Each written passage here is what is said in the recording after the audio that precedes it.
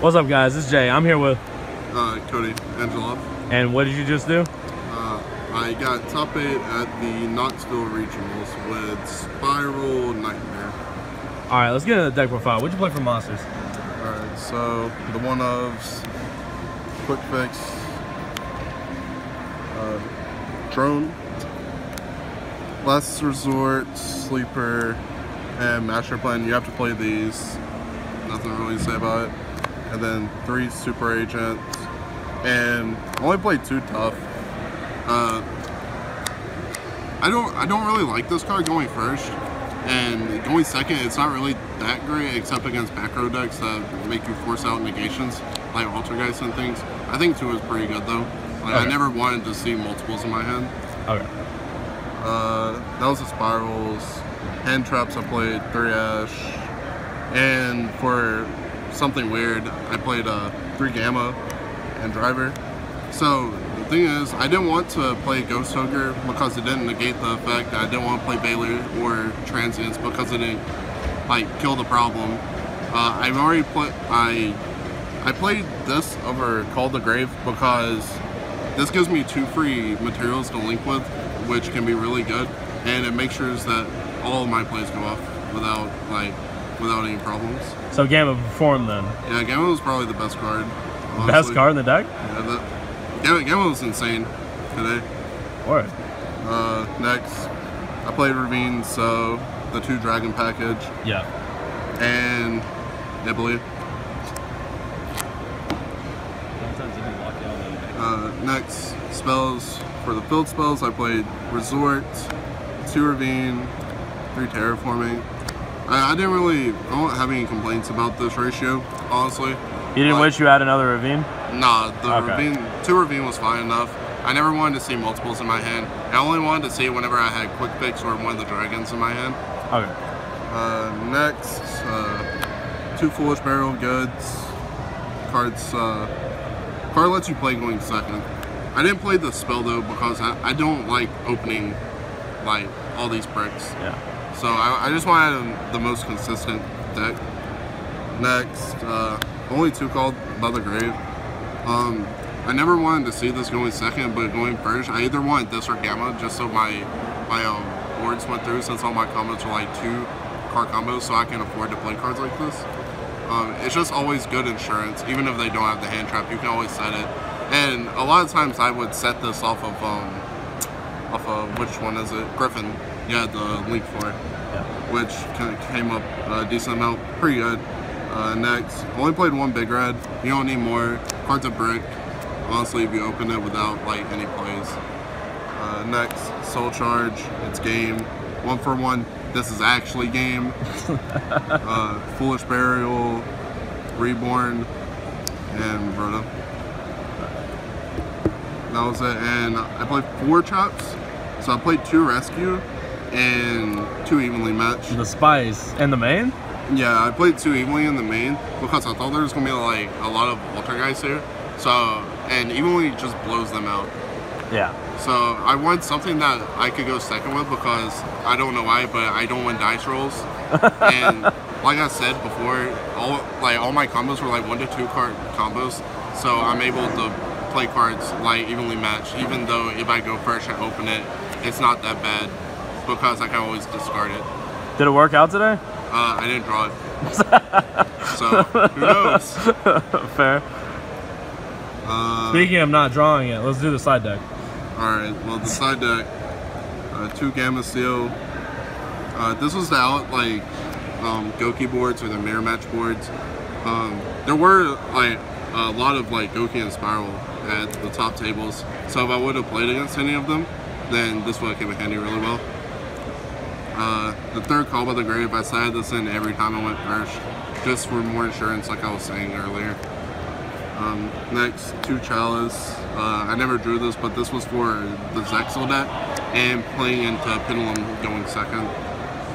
Next, 3 Twin for back row decks.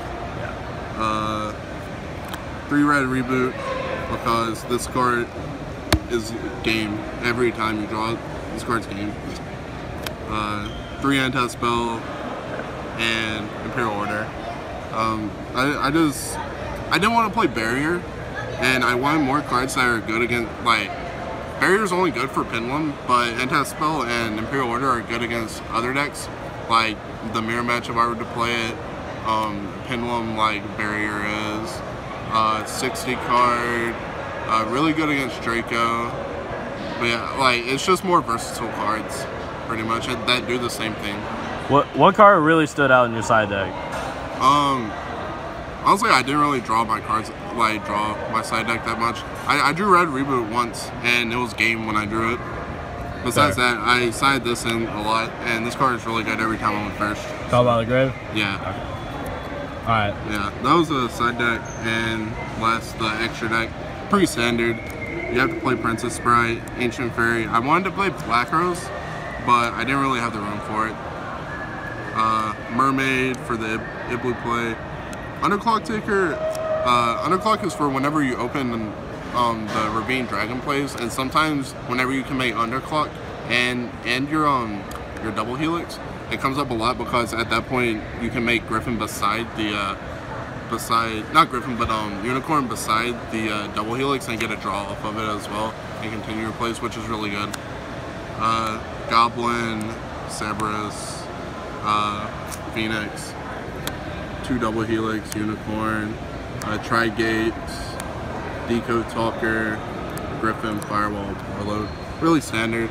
For the extra deck, Trigate, like, this deck is so much better now because Trigate, like, making the 3 arrows pointing to Trigate is so much easier now since we have all the Knightmare cards and they just tutor themselves out.